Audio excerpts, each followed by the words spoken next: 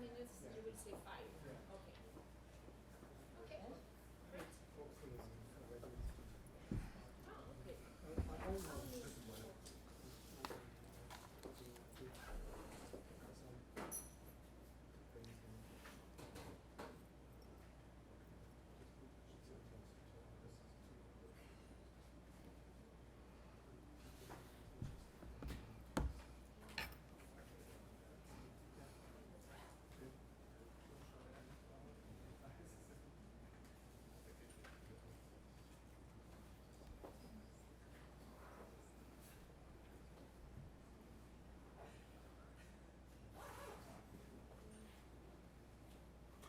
Okay, so we start, right?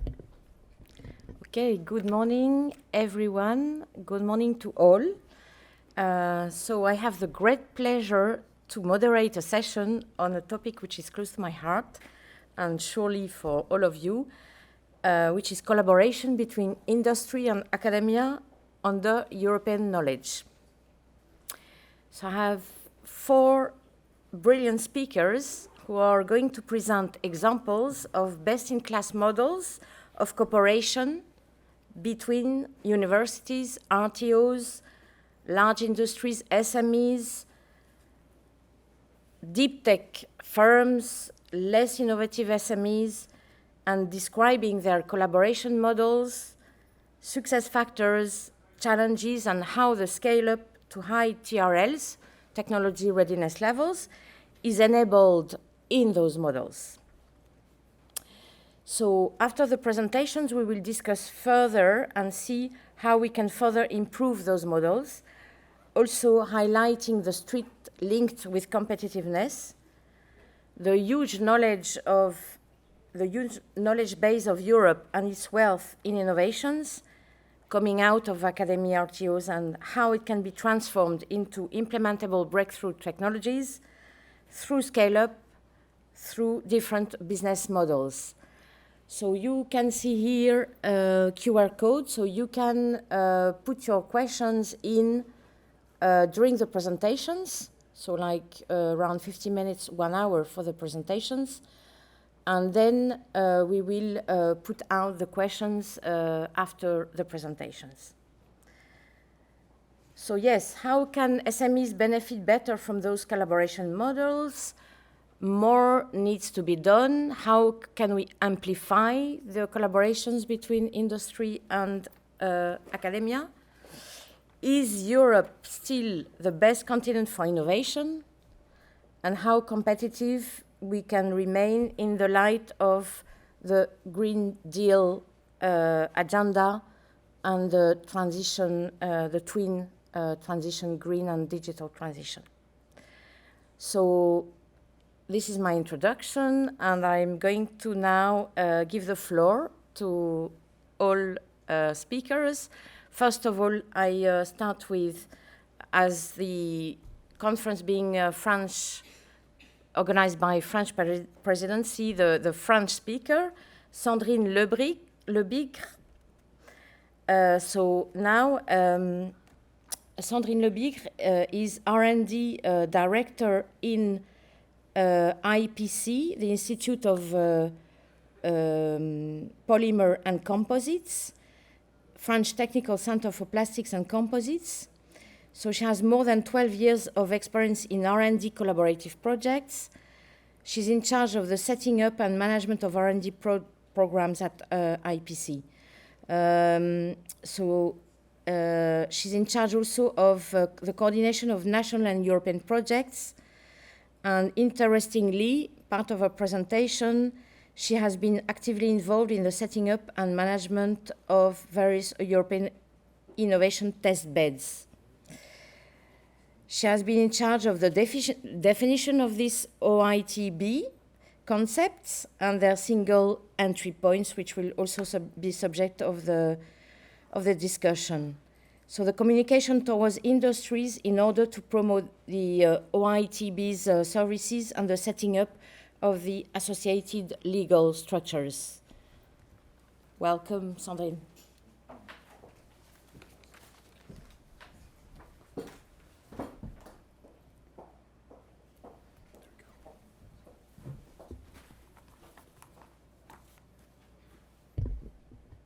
Thank you. Good morning, all. So I'm Sandrine Lebigre, Deputy R&D Director at IPC. I will give you a talk about open innovation testbeds. To start with, I will give you a few words about IPC. IPC means Innovation, Plastics and Composites. We are the French Technical Center for Plastics and Composite Industry. We work in close collaboration with nearly 2,000 companies, and we support them in the development of solutions for an ethical, safe, and sustainable plastics and composite industry. Our organization is structured around 3 research axes: circular economy, industry 4.0, and high added value products. And we are involved in 3 open innovation testbeds: OASIS, Flex Function to Sustain, and ImpressMe. And I will explain you this innovative concept. So first, I would like to draw a picture of the problem we try to face with these open innovation testbeds. Well, on one side, you can see that companies have to face some industrial challenges. They have to face with a circular economy, green and digital transition. They have to develop innovative products in order to be competitive on this worldwide market. And on the other side, you can see that we have different organizations developing sustainable nanotechnologies. You can see some of them in this European map. We have, for example, some universities like Aristotle University in Greece developing organic photovoltaics, which can tackle the green transition. We also have some research and technological organization. For example, IPC offers some pilot lines in order to validate the recyclability of a product towards a circular economy approach. We also have innovative companies in this beautiful European map. We have, for example, TMBK in Poland, developing a carbon veil that can be used in order to develop lightweight structure for low CO2 emission mobility. So as you can see, we have many solutions that are able to answer these industrial challenges. In order to illustrate my point, here is an example of Vidiel. Vidiel is a company producing a composite panel for electric bus. They have to face some challenges. The first challenge is, of course, about lightweight in order to optimize the range of this electric bus. But they also have to give some multifunctionality to their products in order to, for example, to improve the thermal comfort of their electrical bus. And in order to maintain their competitiveness on the European market, this solution should have no increase in production costs. So you see on this map that we have identified a pool of 8 European partners that could answer these industrial challenges thanks to nanotechnologies.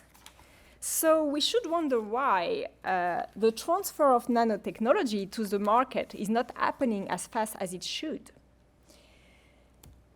We have identified 3 main barriers to overcome in order to facilitate this transfer of nanotechnology to the market and to foster the collaboration between academia and industry. The first one is the need for interdisciplinarity. And this is all the most true that we are talking about nanotechnology. So these potential customers need to combine nanomaterials, different processes. They need to combine also some skills to deal with health and safety issues. And of course, they also have to consider sustainability. So that's so they cannot just pick up one technology from one European partner, but they have to build up a team of a team of complementary technology providers. The second barrier to overcome is the lack of visibility. As illustrated on the map on my previous slide, many actors are offering sustainable nanotechnologies. But a customer, especially an SME, would not have the time to go through this European network in order to identify the right partner to develop their product. So they have a lack of visibility. And the last barrier to overcome is the deficient of accessibility. We need to make sure that it would be easy for a customer to have access to these different nanotechnologies, to have access to the facilities to test these nanotechnologies. But for now, if a company would like to test different nanotechnologies at European level, they have to go through each partner and they have to contact each of them and sign a contract with each of them. And this can be quite time-consuming and quite difficult when talking about a team of 8 European players. So this is where the open innovation testbeds are coming. This is a network of interconnected solution providers offering access to demonstration and upscaling facilities, offering access to the associated services so that this nanotechnology can answer the need of industry and can accelerate the time to market of this innovative product. So this network gathers all the relevant European players. And how do you access to this network? Well, you can access them through a single entry point, meaning that you do not have to contact each partner individually, but you have a single entry point that can be contacted and that can guide you through this network. I've illustrated here with the example of the single entry point of the OASIS Open Innovation Testbed.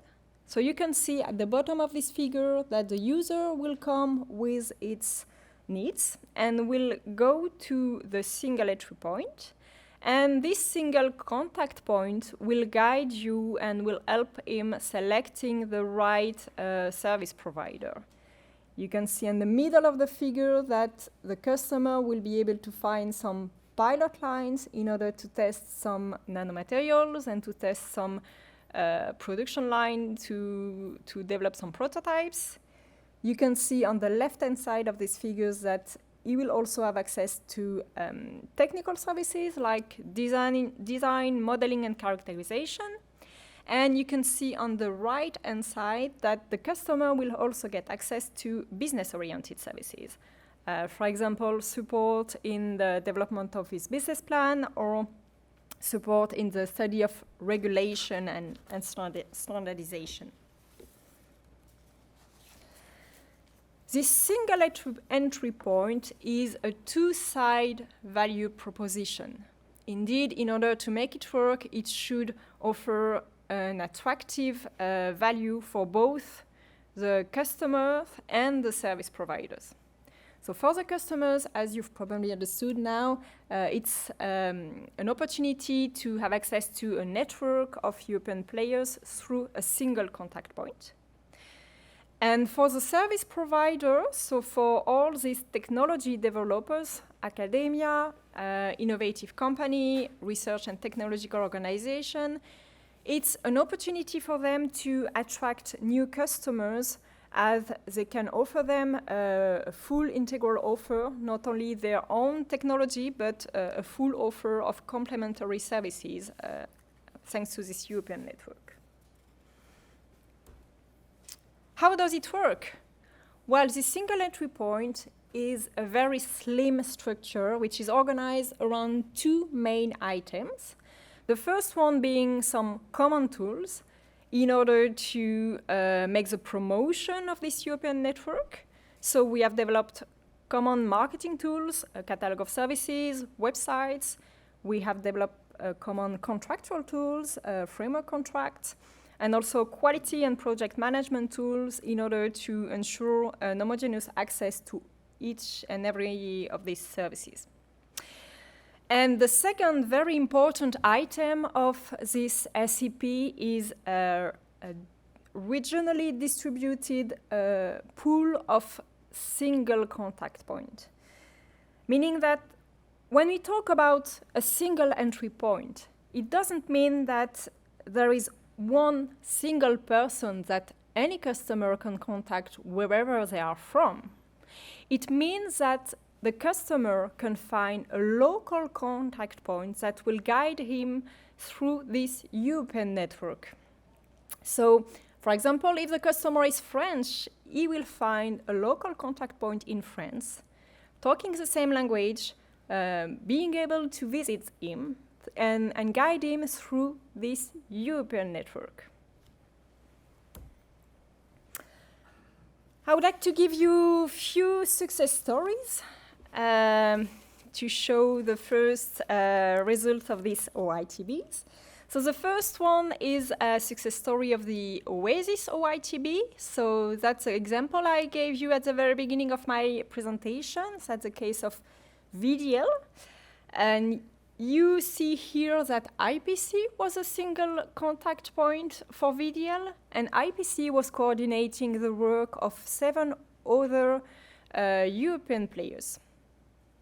We have university here, we have RTOs, we have companies.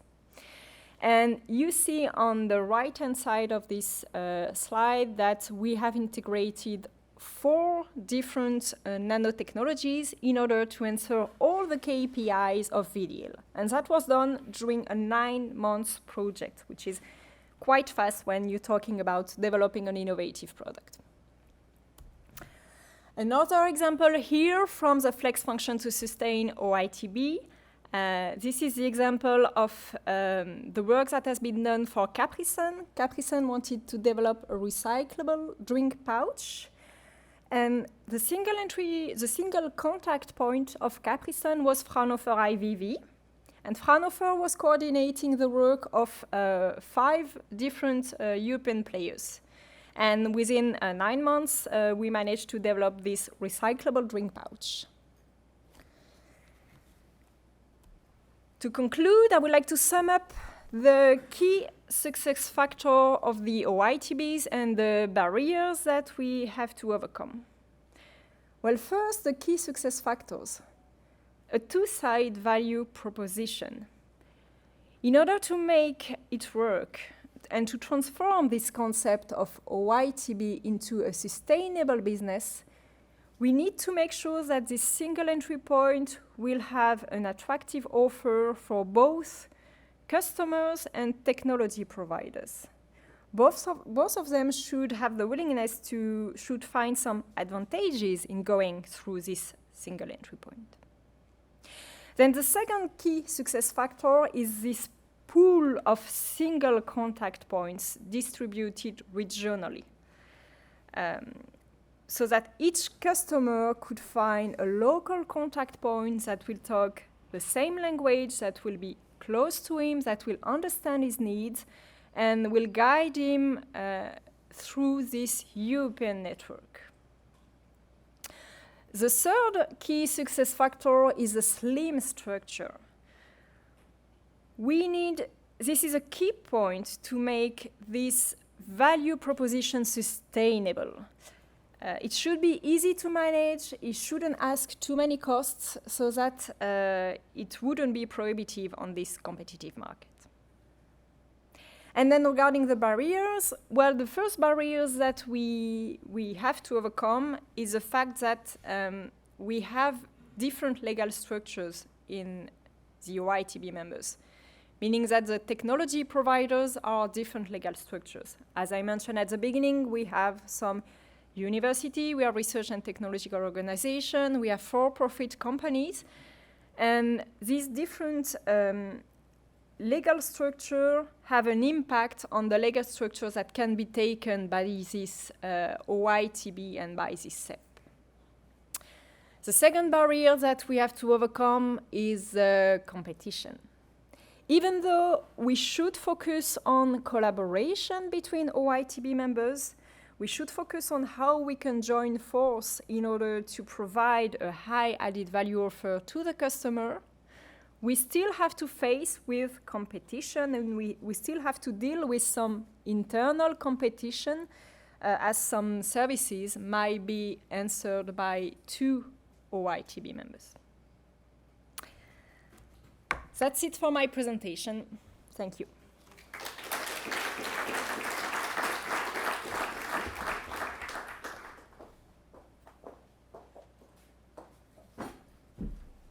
So now the second speaker is Skirmante Balesentiene. She's the Photovoltaics Technology Cluster Coordinator, Business Development Manager at UAB Modern E-Technologies, and from Lithuania. So she has a Bachelor of Bioinformatics and IT Development, and she has experience more than 20 years with R&D companies, startups, and Lithuanian photovoltaics technology cluster since 2017. And for 10 years now, Skirmante is working on the B2B segment as Innovation Marketing Manager. And she's supporting companies in technology commercialization and business development.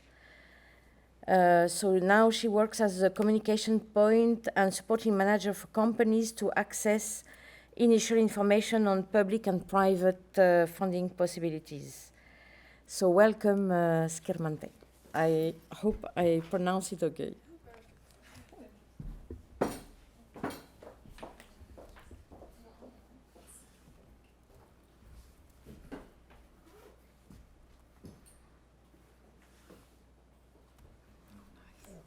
Haven't changed this. Thanks. Hi. Thank you for introduction. Thank you for the presentation. I like to tell stories, especially if these are good ones. And so I would like to tell you a story how Lithuania, a small country, solar sector, found its place in a market mainly run by China. So, but first of all, in order to understand our challenges, we should see and understand the sector a bit more deeply. So, now solar is entering its golden age worldwide. The prices are dropping, the installations, the demand is increasing, the skyrocketing. But what it's like for the business? Is it that good for the business also? And the numbers are actually a bit troubling, especially looking at European level. The material production is mainly run by China, by Asia region. The capacity, well, you see for yourselves. And China is dedicated to double the capacity of end product production twice by the end of this year. So the gap between those two regions is huge, and I'm not even talking about the rest of the world. So, so I might call it a bit of a race right now. The Europe is trying to catch up with the production of end product in the first place, but it has to focus on the materials first in order to catch up. So we have several problems going on right now in the sector. The supply is breaking in Lithuania, especially as we have the crisis with China directly. We have energy crisis ongoing. The margins of mainstream PV manufacturing is at their lowest lows. So how we did it, I mean, how we stayed in the market. 15 years ago, while PV was still highly profitable, Lithuanian scientists saw this as an inevitable turn of events when European Union shifted their manufacturing to China to mainly drop the PV prices. So our focus and strategy back then was to focus on higher added value products, on innovative products, therefore higher added value markets. And our solution for that was integrated PV. And you have to understand that when we started our activities, I'm speaking from cluster's perspective, but it's the sector's perspective of Lithuania, we had zero capacity of end product development, of end product production. And now we have 350 megawatts of capacity for PV production. We started with technological knowledge and input from academia only. And now we have PV manufacturers that are recognized, that their products are wanted, needed, and installed. So our strategic goal and focus back then, and dedication paid off. And so when you shifted manufacturing to China, Lithuania had a fragment of time in these 15 years, and we are very proud of it, that we were the solo PV manufacturing region in whole the EU.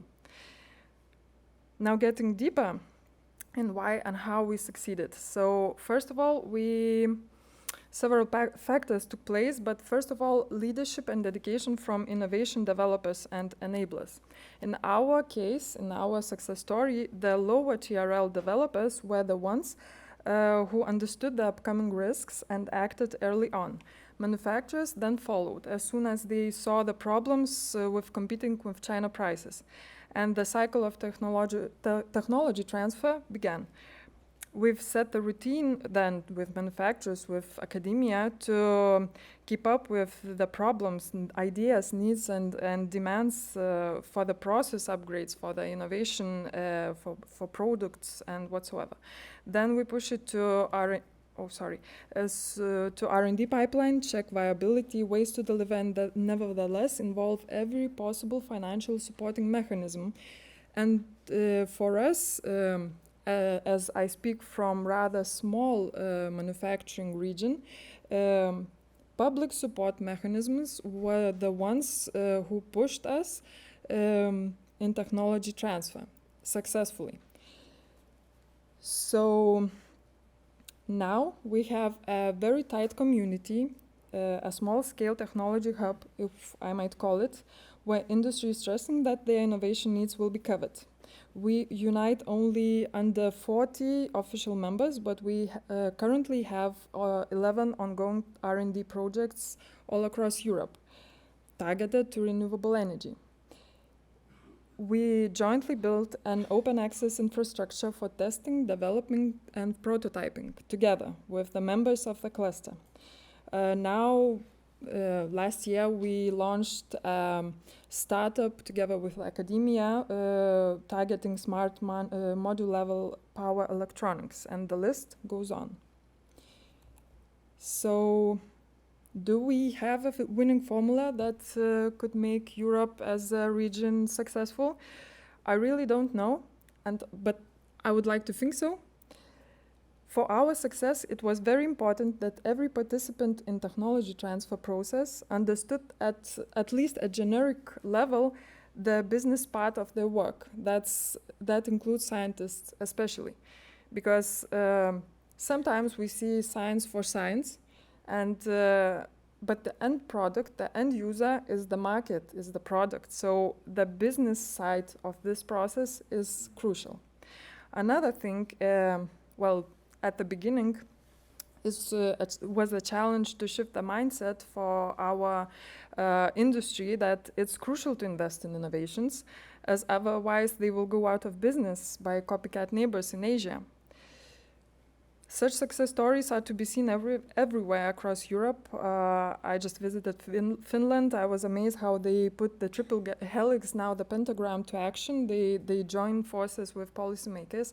They set their goals together, they reach them, and when policy forces are changing, the goals doesn't. So it's a good way and good path to follow. Now looking at the larger scale of a puzzle, well, we almost have what it takes. We have the energy crisis gaining a momentum. We have involved SMEs, especially from photovoltaic sector, engaged society, and clear goals by Europe to bring manufacturing back home and to meet the Green Deal simultaneously. And from PV sector's perspective, we see great deal in investing in flexible or adaptive manufacturing. as from our sector's point of view, the technology, the main technology, shifts every 3 to 5 years.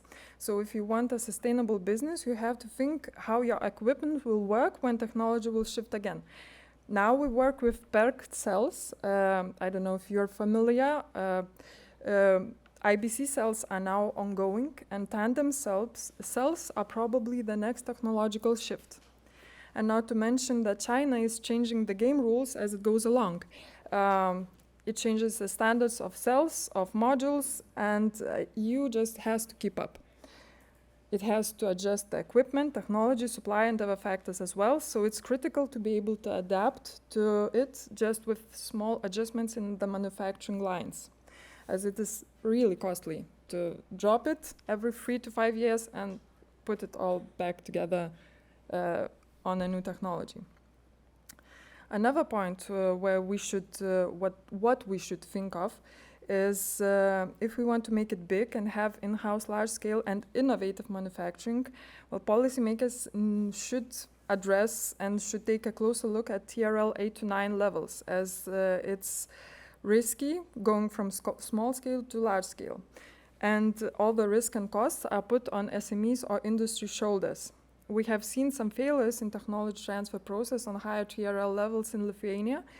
And after such failures, SMEs are not so eagerly willing to jump to innovations afterwards. And to finalize, even if we are working as a separate players on separate and different sectors, Europe is where worldwide innovations come from. So setting goals early on, listening to each other and working as co-competitors, co-creators, partners, or family, whatever you call it, but not competitors, is how we can make and address those challenges successfully. So my final thoughts is that let's invest in manufacturing, but let's not forget innovations. It's the basis for region sustainable competitiveness. Thank you.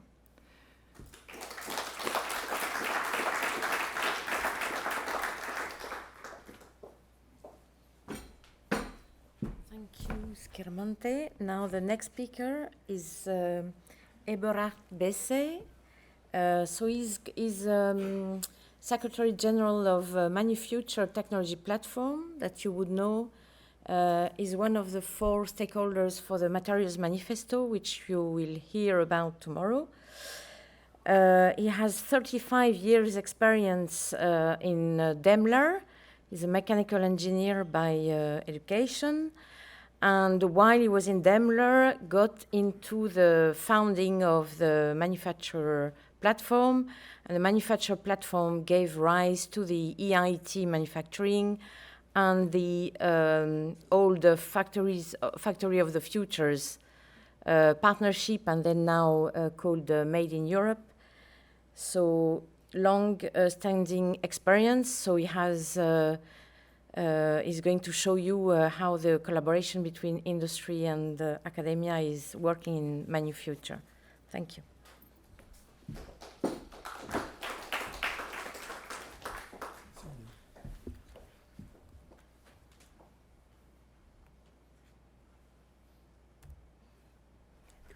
Thank you for the kind introduction. It's now my turn. I like this logo of the conference, but I think what is not perfect is that there is a green smoke out of the smokestack. In the future, we will have green factories without any smokestack anymore. That's only just for the next conference. But I took the topic like it was in the invitation, and therefore I will go and I was asked to give more or less the German experience. But I was asked by George Chrysolouris. Some of you might know him personally. He told somebody should give the German experience and what's going on there, because German might be a role model. I don't know, but I will try to at least to present what I think is essential. I will start with the importance of industry-academia collaboration with 4 statements, because I think, and I will end also with takeaways. I'll be on a higher level, not on the level of projects, but I think it helps to find it helps to wrap up afterwards.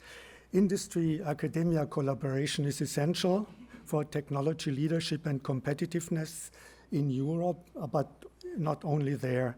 And for example, the mechanical industry, the mechanical engineering industry is a technology integrator and dependent on innovative, but industry relevant, and that's the key point, industry relevant research results to maintain this product leadership in the future.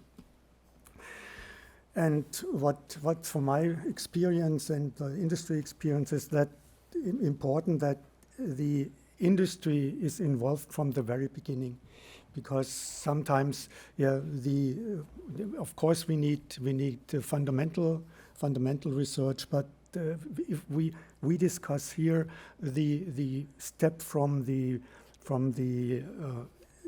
applied research to innovation, and I will come back to this later on as well. And because industry knows what's going on, what's needed to keep into the market. And if I know it from the company, if you don't invest in the future, even as a company, you are very fast out of the business. That's the lessons learned I have.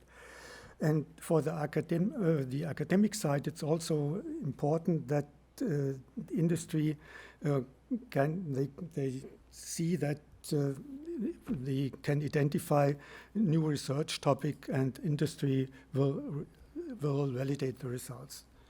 What we do in Germany is close cooperation between the RTOs, universities, and the companies. And one example is the cooperation with the Industry 4.0 platform. It's on the next slide.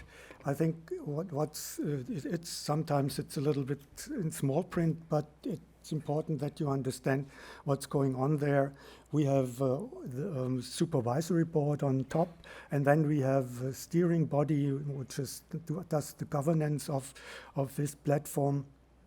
And we have also the implementation part, and last not least, of course, the expertise which is needed to move this topic forward.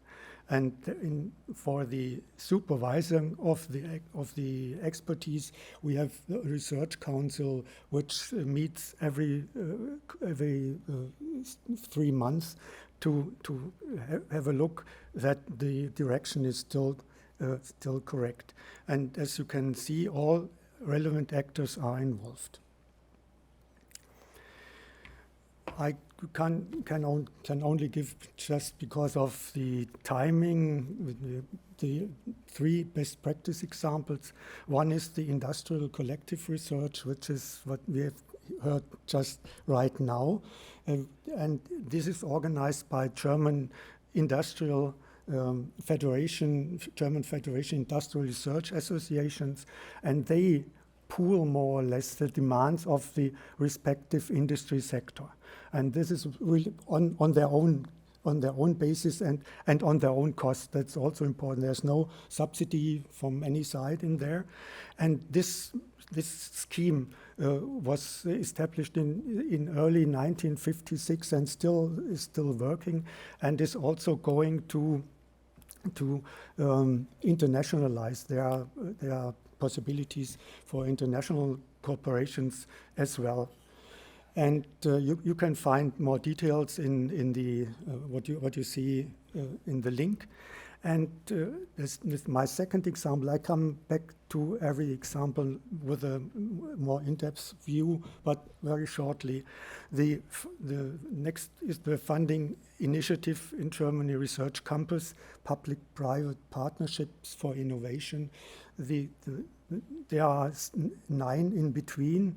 The first one was the Arena 2036 with a focus on future mobility. It's called Arena 2036 because it will end in, at the 150th anniversary of the automobile, which was that would be the 150th anniversary. Therefore, it was something cryptic name.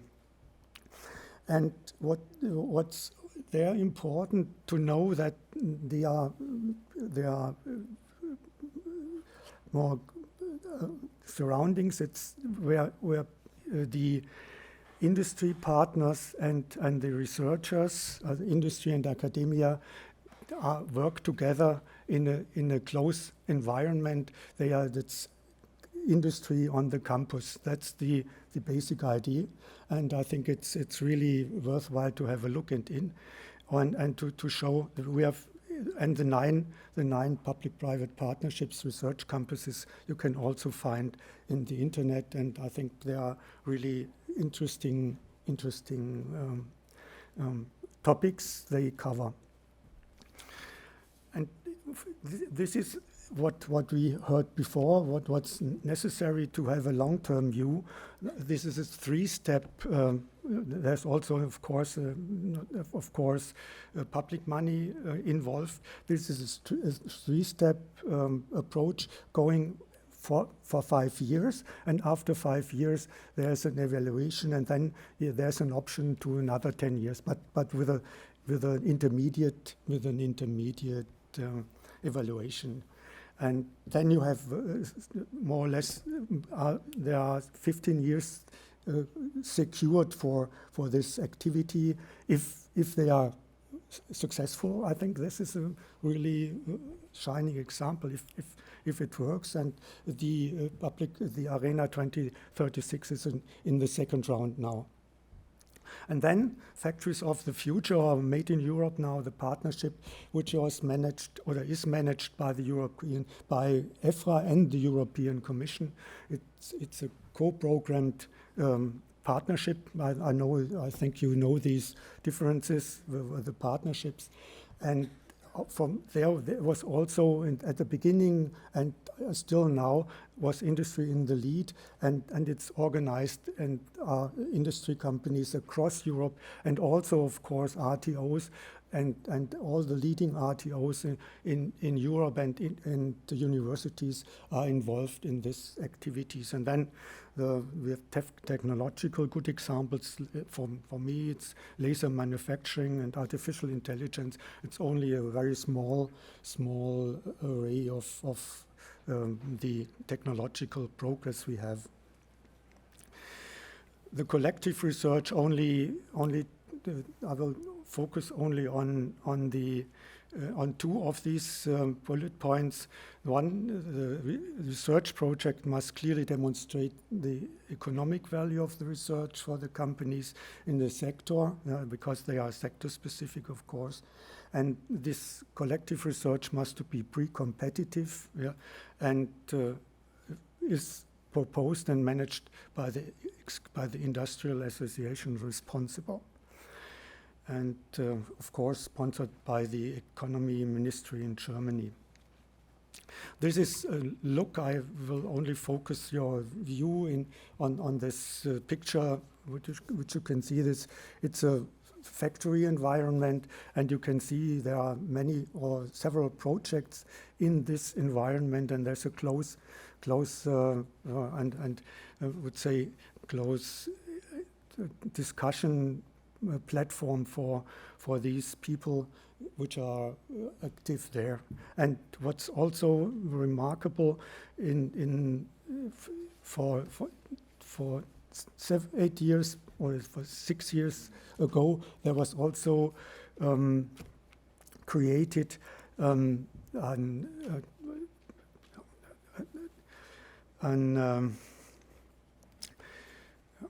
how should you say, startup activity which is really extremely successful, and they have once a year they have a meeting with 400 or 500 startups. You can apply for this, and after that, within 3 months, the best of them are selected, and they are funded by a group of huge companies in the area. You can apply for this, and you can join this. And this, what you see, that the cooperation takes place directly in a versatile factory. Yeah. This is made in Europe. I've already mentioned it. It brings together the companies of the entire manufacturing value chain and the technology providers and users of the machinery and equipment. And what I already mentioned is that leading European research institutes and universities are part of the community. And this is, for me, just to make it visible, an overview on the innovation process and what we discuss from the middle, from applied research to market uptake. And I think here industry has to be really involved. And what also you can see, we have here in the applied research, we have found the factories of the future community, or the now we have found EFRA and now the Made in Europe community, and the market uptake will there's a shift then from there to EIT manufacturing for the market uptake. I think this was a really good idea, and the Commission was very helpful to be able to do this. My takeaways: I think we need the collaboration between academia and industry in applied research, yeah, and particularly in the collaborative applied research. And what's also important, that we have the right human resources to do this. And what we need, and also when we need support, is the mechanisms for demonstration and cross-fertilization as an important, because to make SMEs aware that there is an access and they can then use these technologies. And we need also the technology infrastructures to go to the higher TILs. That's and therefore, my last point, public policies need to support and intensify these tasks. Thank you very much.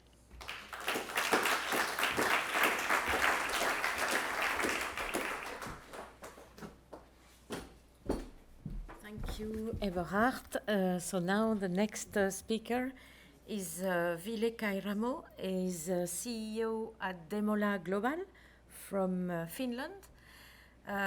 He is an expert in ecosystem development, innovation, and foresighting. His company is building global co-creation teams, tracing the drivers of change and identifying trans implications. So since 2011, he has worked with 5,000 plus international co-creation teams, and has utilized these insights to facilitate over 2,500 SMEs, global enterprises, and public organizations to build future-proof strategies. So Wille, before that, was working in a national startup program with the Finnish government to create startups. So welcome, Wille. It's yours.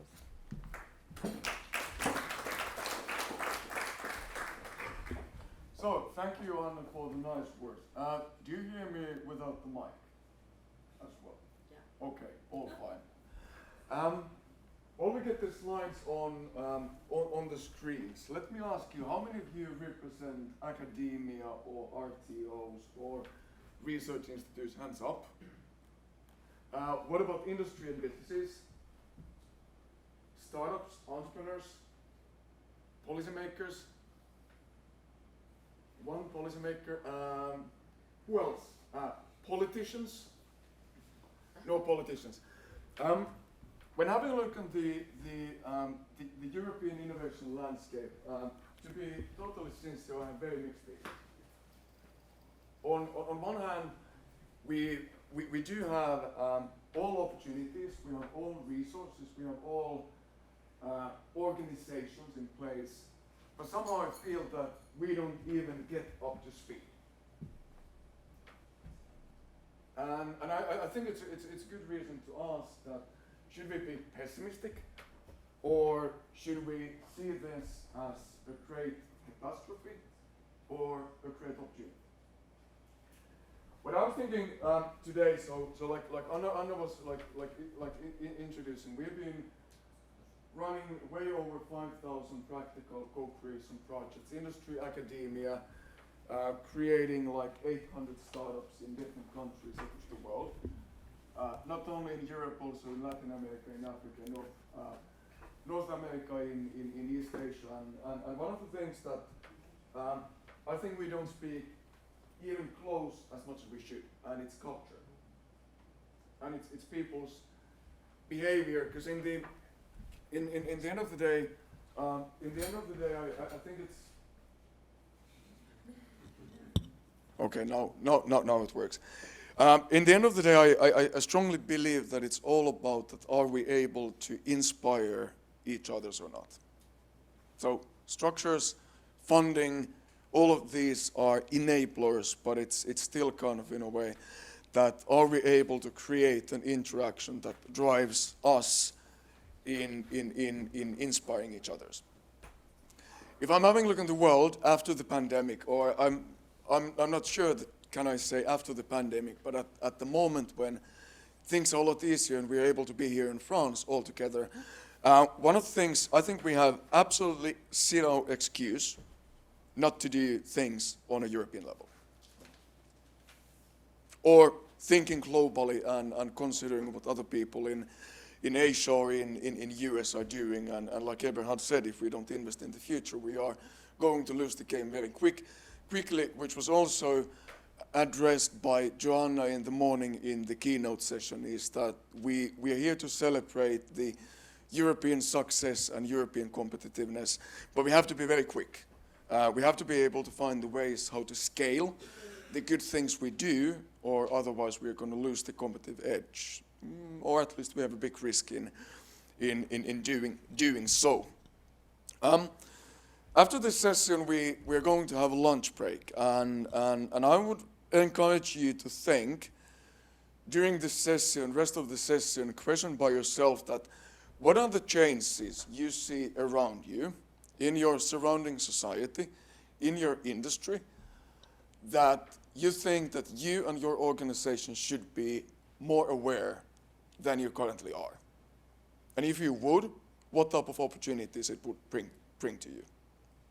And challenge yourself to tell to each others at the lunch break that what are these things you don't know and you would like to know.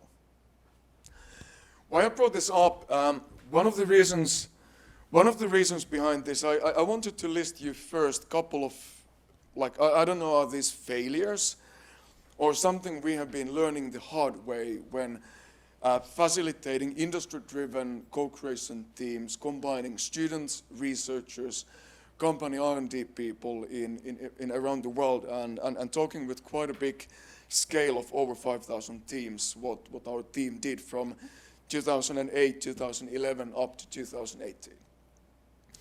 The first thing when talking this open innovation or co-creation topics that I truly want to find out is that most of the models how our organization, our ecosystems works is that we go to, for example, to companies and ask, what would you like to solve? What are the things you would like to explore? How the hell they know? And I think this is one of the most difficult things for people to say, I don't know, but I would be curious to figure out. And this is one of the big differences if we have a look on the culture in US, in China, where you always have kind of an ambitious people who are eagerly looking at finding answers, learning the things they don't know today, and exploring something interesting. In Europe, we sometimes have this a bit of a feeling that we have a lot of solutions looking for problems. I think it sounds silly, but it was actually kind of the saying within Nokia Corporation, where we started this journey, is that there were so many technologies, so many things available, but we didn't know what's the problem that we wanted to solve, or did anyone care about the problems we tried to solve? Did they care enough to make things to change? Here's one of the key lessons learned from startup development, and everything we have found is that always the most difficult competitor is that your customer doesn't do anything.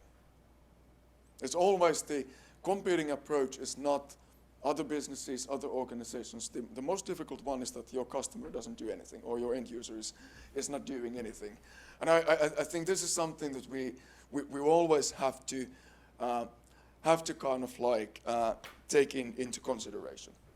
We also faced this when running these projects. It was super difficult to find and help the companies to figure out relevant topics and things and questions that should be given to, for example, co-creation teams or anything.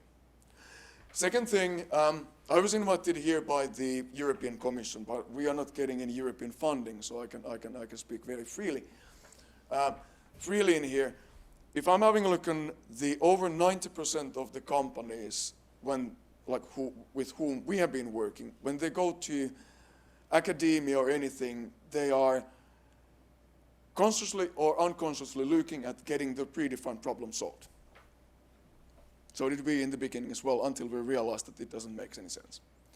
If you have a look on the academia, if you have a look on students or researchers, are they the best ones in a way to solve the problems we already know, the problems that we probably at the industry can already specify the solutions? Probably not.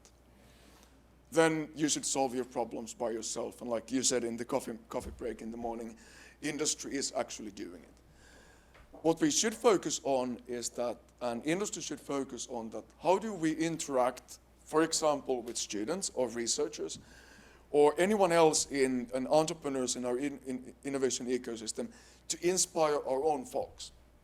Open innovation and co-creation is at its best when you at the industry utilize it to inspire your own staff and helping yourself to innovate faster, create actually the solutions, go to market and solve those problems. Couple more things. Local perspectives or regional perspectives are not enough. When we have been looking these innovation projects and future-oriented projects, like if I'm having a look in when we're working with Finnish universities and Finnish companies, everyone thinks alike. Same in Japan, same in South Africa, same in Spain. People think alike. But when you start mixing the perspectives, when you start bringing together, for example, Japanese and Finns and South Africans and US people, people are starting to say, I didn't know that you are interested in this, or I disagree with you. Why on earth, what makes you to think in that way? So European level is the minimum, but the global level is a lot more important when we have a look on the things. Just to give you a bit more concrete on what we do and what were the couple of things we did based on realizing a couple of these things. Like I said, we operated these different company-specific challenges, these innovation challenges with academia for 10 years, but we stopped doing that totally because we got frustrated with these single challenges, where you always start from the beginning.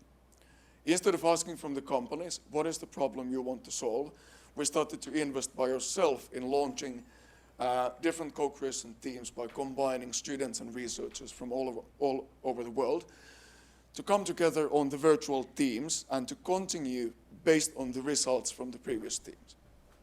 So instead of single challenges, turning these into the chain of different projects and focusing on accumulating the knowledge and making sure that everyone can jump to the train. And I think what we have seen is that the learning pace is exponentially different than what it used to be when focusing on single projects or single things. Just to give you an understanding of the scale, this year we are running like 650, next year around 850 global projects. Each of these are 2 months, 6 persons, very global international teams, and we have applicants mostly master and PhD level students and also some researchers from over 1,200 universities around the world. And we select like 5% of the people to participate. With these teams, we basically have a look on different megatrends, different consumer behavior changes, different opportunities, how different industrial benchmarks in lead markets, how different technologies are being utilized. And it's purely speculative. We are not looking for things which would be fact or right or wrong. We are looking at what may happen.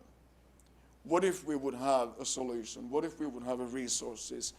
What if our legislation around us would change? What is our alternative action plan? What are our game plans?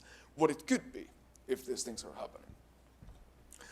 Something that makes me super hopeful when thinking the European future is that I think increasing amount of businesses and the leaders are starting to say that we have been too focused on short term and innovation has always been on the back burner, no matter what we say in our speeches and so on. We all know this thing, you know, we often say to ourselves that today I'm too busy, please call me in 6 months because next year I will have more time.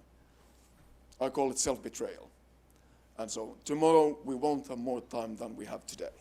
And I think more and more companies, they are starting to say that please help us in understanding what is happening around us. Or we are a bit afraid that we see our own horizon, but we don't know what's happening beyond our horizon, or what other continents, what, for example, the things in East Asia is happening. And here I think, when we think about these alternative strategies and strategy work and innovation work, if we don't have alternatives, how can we make any decisions?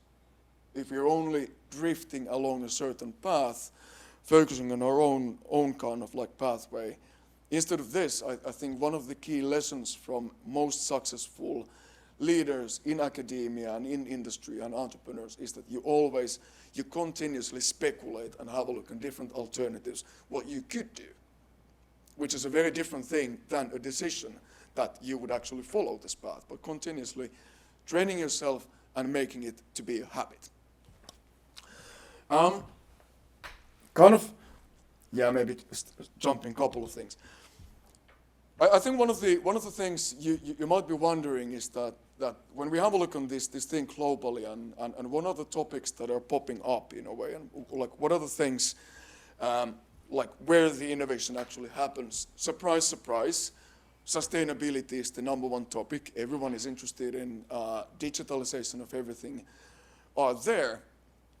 And I know the following thing sounds a bit silly, but it's actually the case how it happens.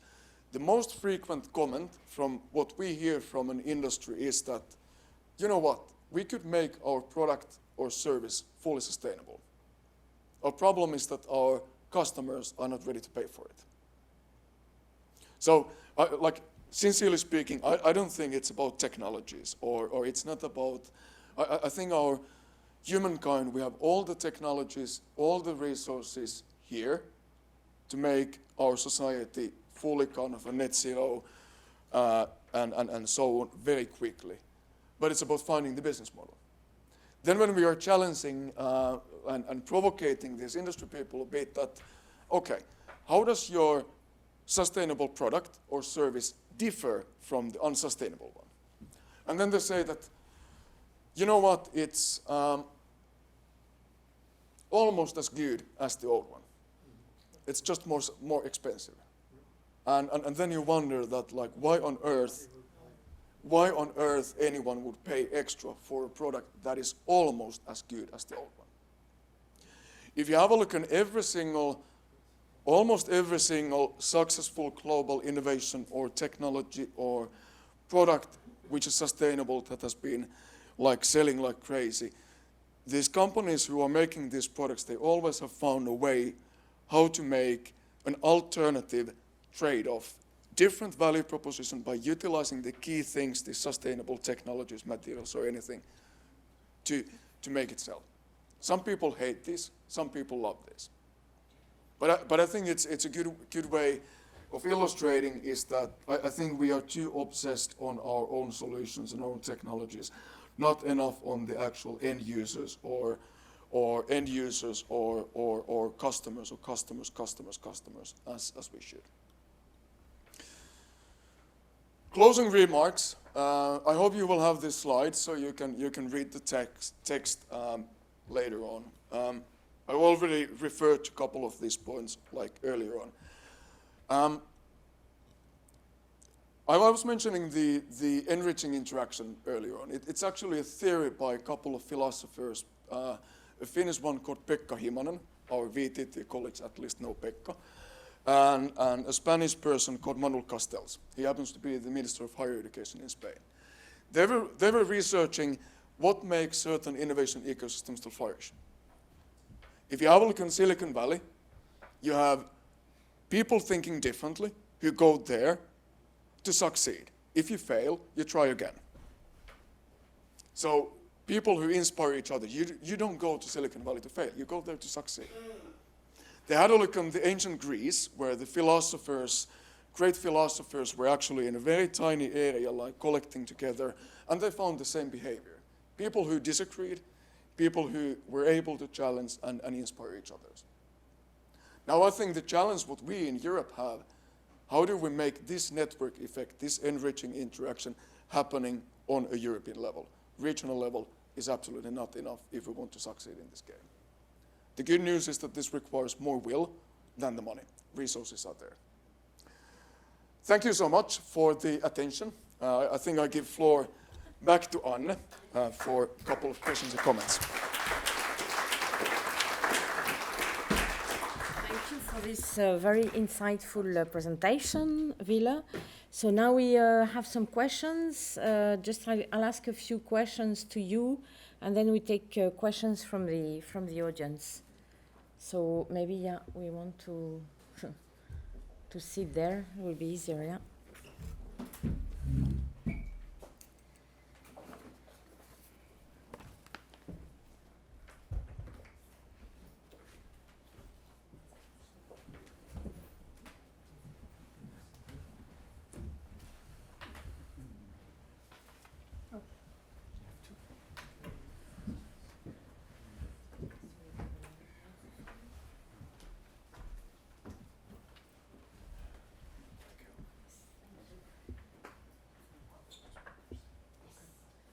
Okay, so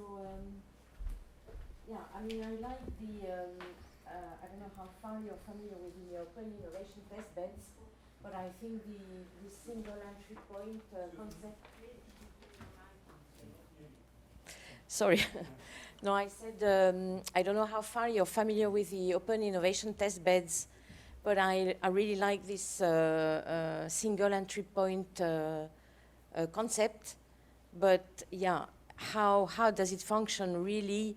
And you were mentioning that there are like different types of companies or organizations who are acting as a single entry point. So, so what is the legal structure? Should there be an optimum legal structure? And how these services can be made more visible, maybe? What recommendation you would have to the service providers?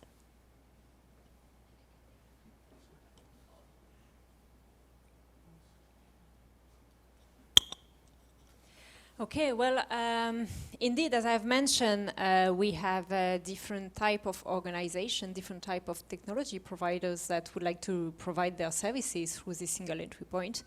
We have universities, we have companies, we have research organizations, and each of them have their own legal structure which prevent them from sometimes from acting as a shareholder for profit company. And so we at IPC, we are already involved in 3 OITBs, and we are testing 3 different types of legal structure for this single entry point. We are testing a collaboration agreement, which is not a legal entity in itself, but it's a framework contract. We are testing also the creation of an association, and we are testing the creation of a for-profit company. So we'll test the three of them, and we'll see which one fits the best, and we'll evaluate the impact. And to answer maybe your second question about how to make the services of the technology providers visible, well, I think that we should not talk about technology. We should talk about functionality, because this is what the customer will look for.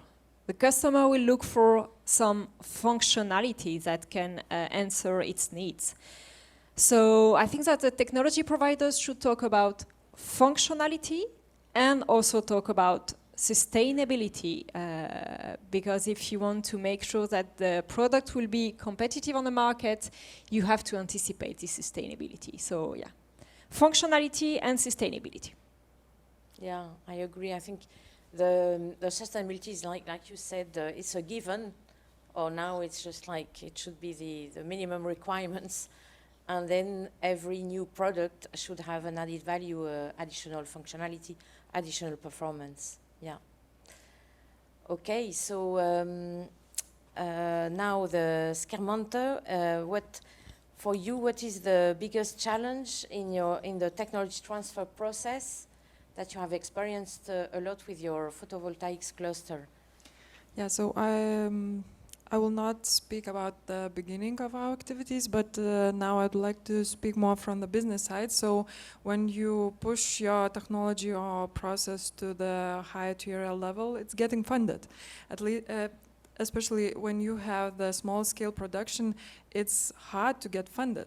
I mean, not only for technology, not for innovation, but for small-scale production lines also. And it's crazy because they see this as a risk. You are too small to go to, and too much of a production, basic production player to go to some startups. So it's a struggle in this case for us. Yeah. Okay, so I have another question for you. Coming from Lithuania and being in the photovoltaics business, you're directly involved, and I think we are all hit by the energy crisis, Ukrainian crisis. So maybe you can say a few words on how you are in your country and the cluster and the collaborations may be affected by the crisis. Yeah. Okay. So from one perspective, from maybe a bit of a problems. We had a case in Lithuania last month where in a month the solar cell watt price increased in 3 cents. So in just 1 month. Sometimes the end product costs for like 20 cents per watt, and this was for the cell itself, that's 3 cents, so it's crazy. But in general, the renewables, solar is just a small, part of it, right? So renewables is our way how to solve European energy crisis in general. We should speed up, all of us should speed up with the scaling up, so first part, and the innovations, get the innovations, the technologies, if you see them as a way, as a breakthrough, as a disruptive technology, get them out of your closets and push, try to find your partners, your selling points, and understand business side of it a bit, to market yourself a bit, and try to do that in order for the region itself to be more competitive. So that's for academic, and for industry, just scale up, do whatever it takes to scale up. That's crucial now. Okay, thank you, Schermonter. Now I'm going to Everhard. So what in the scaling up of innovations that you have a lot of experience in, what is the impact of the different stakeholders groups, like between industry and academia? Is academia continuing to be involved in the, when you're in the scaling up, yes? Yes, indeed, academia is still, but we worked a lot with RTOs and RTOs. Yeah, and RTOs are used normally to scale up, and the one example what I showed, the Arena 2030, is really an opportunity for the scale up of at least TRL 7 and 8, but afterwards you have to go to the factory floor, to the real factory floor. This is it's a small business opportunity floor, but not the real factory floor. Because if you go to a factory floor, there are the managers of the factory, which are very reluctant to integrate new technologies, because they know the existing technology pretty well, and if you start with a new one, it's risky, and they are at first they are was so reluctant, but in the end they are very happy if things run smoothly. But there's a in between, there's stress for them, and sometimes people like not to have too much stress in the floor. That's it. Okay, then I go to Willer, because we have also a few questions from the audience. So we heard you talking about the global experience. So how would you compare the European model with the other ones, with the continents? Would you say that Europe is still a front runner in innovation? Well, I think we are forerunner in when investing to innovation and putting kind of the public investments. But I think every one of us knows in a way the limited output in that sense. So I think in Europe the key challenge is that how to convert all the investments to actually output and commercial success and so on. Driving this is the key thing. In here I very much return to the points earlier, and speed is the new intelligence. And if I'm having a look on what happens in Asia, for example, it's definitely the speed is the new intelligence, and they have a lot less barriers to innovate in good and bad, starting with human rights and everything, so not going into there. But it's a lot to do with the culture. So I think we in Europe, we have all the building blocks in place. And now it's all about this kind of a scaling and finding that, like, we have so many people with tons of solutions and a lot of people and organizations who have needs that just don't meet. They just don't know about each other, so we could. Yeah.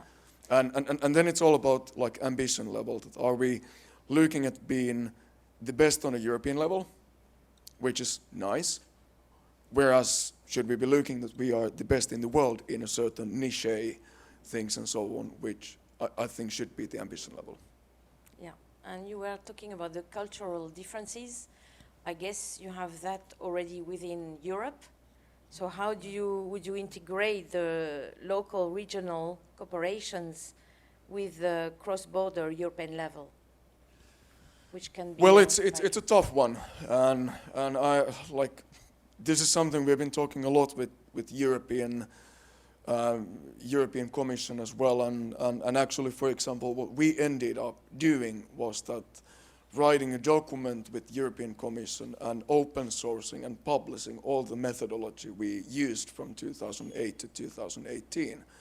Because it's nothing away, for example, from us if someone copies the methodologies and builds compatible kind of an activities.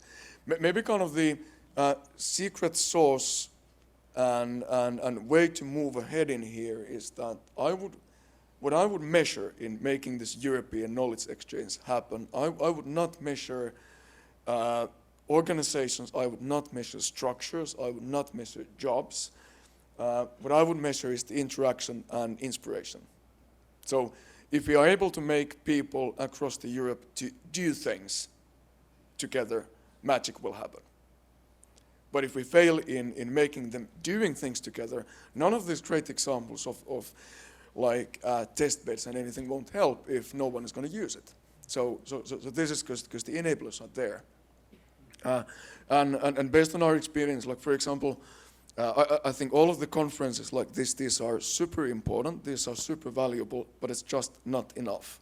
So it's all about doing and making the people across the different stakeholder groups. So academia, industry, entrepreneurs, policymakers, all together, and as diverse mix as ever possible. Right, now I'm taking some questions from the audience. One has got 4 likes, so is the collaboration just matchmaking and finding talents for industry? Or how to make the collaboration deeper than one project-based activity? So who wants to take that response? Yeah, I have the mic, so I can begin, and then colleagues, please continue. I think the continuous activity, first of all, it's all about making the innovation a habit. So often innovation is considered to be something that on one day innovation will happen, and that's not the case. It's very rarely. In most often, when we see something that now a new innovation is born, it's a result of long-term series of small discoveries and sweat and love, sweat and tears that are invested, and suddenly it becomes visible or it's connected to something else that makes it kind of to be applied and innovation. So I think it's all about this habit and embracing the long-term kind of small discoveries along the way and not looking at these breakthroughs. Second thing about this matchmaking, like we are talking a lot about making matching talent to the businesses and academia and so on. I think the most difficult part is that, for example, industry doesn't know that what type of talent would actually be needed, or who is the partner we should be like creating a cooperation with. The best examples we have been able to facilitate are a result of this Heureka moment that some partner says that, I didn't know that you are interested in this as well. Like, why don't we cooperate? Like it would make so much sense in a way. Like we know each other, but we don't cooperate. So creating a platforms and creating different arenas where people could meet and find these matches. Once again, I think everything else will be then solved by the people. Yeah, and you were talking also about connections between projects, right? That you go from one project to the other. Yeah. So maybe that's one of the solutions. Yeah, I would remark to that too. We stop doing project just for project. We do continuous projects, small innovations between them, and it's continuous projects, and only at the end the innovation is visible. So the first remark, and the other one that from clusters perspective, we have a very strong academia partners, right? So they are like mediators for industry to understand what they need, how the innovation should, where to look for solution, for strategy. Yeah, the cluster points the strategy, long-term strategy, and then we do the small steps to address the innovations. Maybe to add just a few words on this, I think we should accept failures. We shouldn't try to go for just one single project and have a success after one single project, because if you don't accept failure, then maybe you're not innovative enough. So we need to take some risk. We should accept failure, and we should accept a collaboration in which we will have few failures, and at the end we'll get a successful innovative project that will be competitive on the market. Yeah. I fully support. I think whoever was in innovation had failures. That's in the nature, but sometimes you are not willing to accept that this was the wrong track. But I think sometimes you need success, otherwise you get frustrated. But failures are needed, or are for sure, because you are in a risky business. For me, again, I want to stress Arena 2036. It's just such a positive example where people with different projects and from different sectors as well are there and working in a surrounding where everybody is open and where they can meet and discuss. And this is really a positive or a success story. And also the startup Autobahn, which was created there. That's the next step, and this is it's a great opportunity for both sides, for academia and for industry, for sure. And there you can find the people who are really afterwards, who can go to the company and bring their ideas and new and fresh blood into the company. And one thing I want also to mention, it's if we discuss for the small things, I think if you go to Edison, yeah, there's a saying, it's 1% of inspiration and 99% of sweating, and this is what it is. Yeah, and yeah, that's the opportunity. I would remark for the failures. You shouldn't be afraid of failures. We had last year we failed to develop a solar street pole. We were very hyped to do this project, and we were expecting great results, and we failed. And then we get ourselves together, and we did as a Silicon Valley did. We pivoted, and we saw that some part of that street pole could end up as a service or as a solution and can be sellable. And I mean, so don't be afraid to fail. Yeah. It's a part of innovation process. Okay, well, thank you very much. Now we are getting to the end of the session, so we still have some questions. Just quickly, could you comment something on IP? How do you manage within your collaboration, industry, academia, how complicated this is? Is it possible to avoid IP regulation? If you can quickly comment on that. Well, we cannot avoid IP discussion if we want to give companies the opportunities to be competitive on their market. They will ask for IP rights. So I think that we should anticipate that in framework contracts, so that the IP rules are already defined, and give the opportunity for the company to get all the IP rights to put their product on the market, but also still give the opportunities to academia to keep the IP rights in order to develop the knowledge on other applications. So we cannot avoid the discussion, so we should anticipate it and try to predefine some rules so that the IP discussion wouldn't be too long in the setting up of the contract. Yeah, and I think we definitely should not avoid IPR. I think there should be a lot more awareness on and a lot more transparent talking about IPR. I think most of the problems and hesitation is due to the point that for too many businesses and others, they mix the background and foreground. Because what they need to protect is their own background IPR and confidential stuff, and you should never gamble with the background stuff, but then the foreground of different collaborative models of open innovation and so on, it's shared because it's a contribution by multiples, and that's the beauty of it. And then you need to have a very transparent rules that everyone knows in a way, and stimulating, not closing, but enabling and stimulating. For example, we take IPR super seriously, so we work with the largest technology corporates in the world. So like the one thing we are super strict is the background IPR of the different parties and protecting and having the NDAs in tapping into the existing IPR. But then when creating this kind of new stuff, it's by default shared. And for example, in our case, the co-creation teams, they own all the IPR they create. We hope that they commercialize, they publish, they utilize. And we get the license to utilize it as we are investing in there, putting the sweat equity into the game.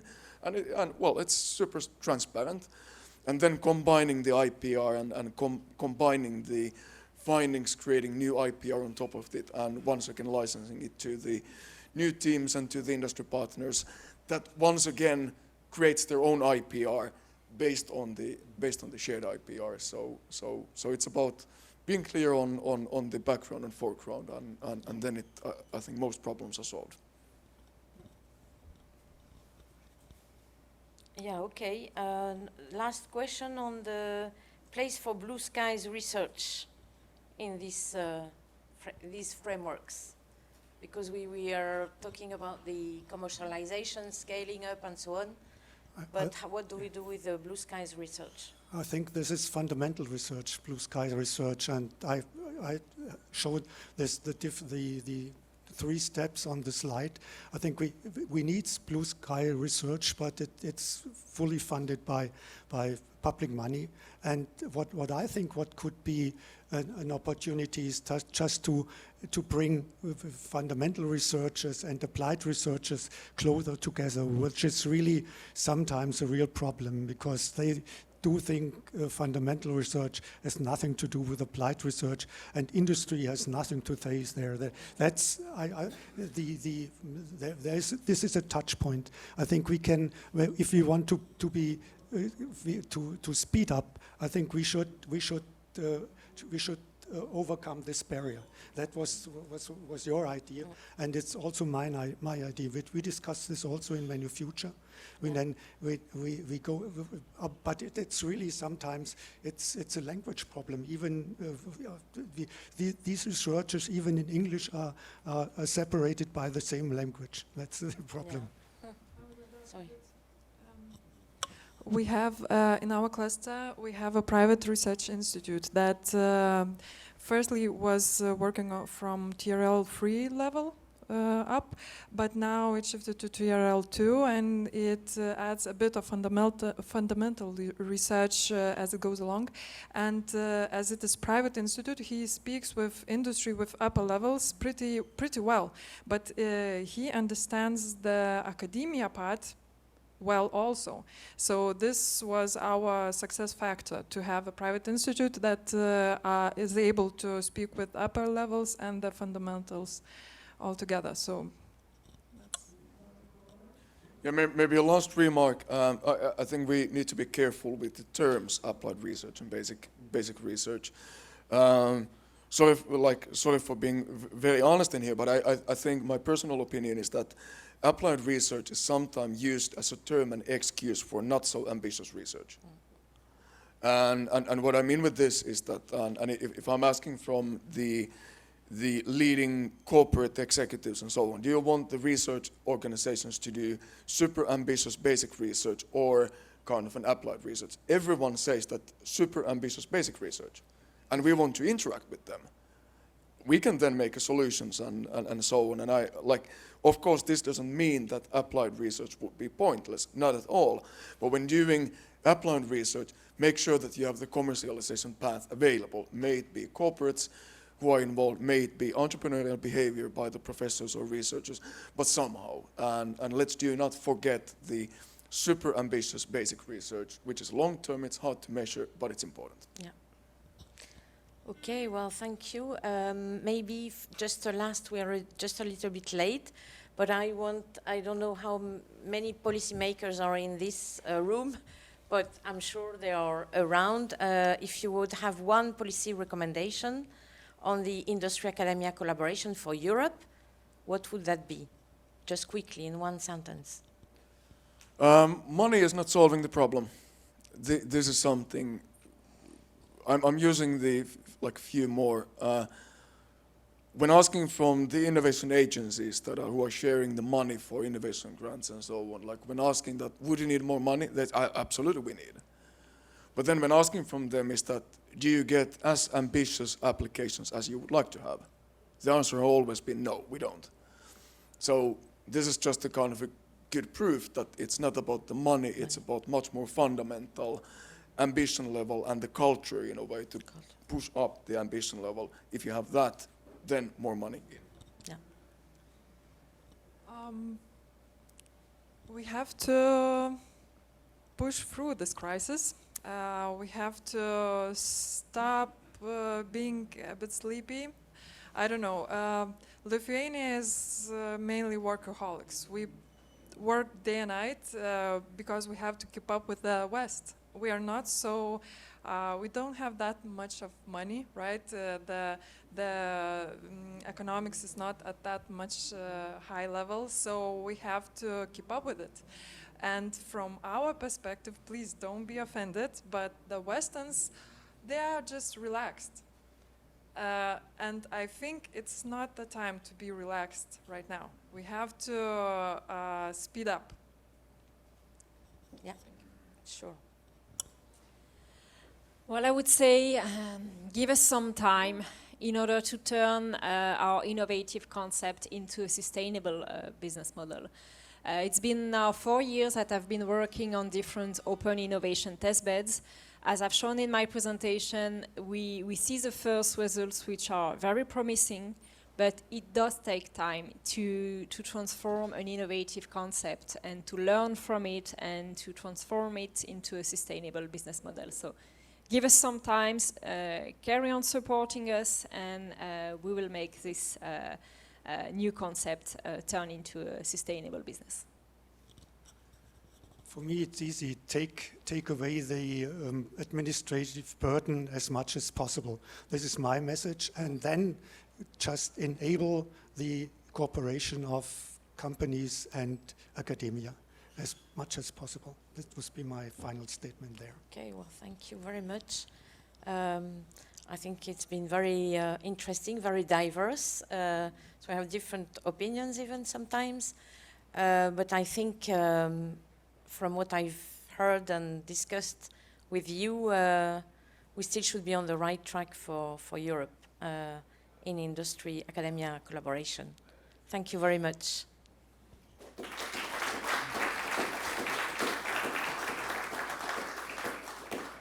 So, good time for the lunch. Well deserved. Thank you, everyone.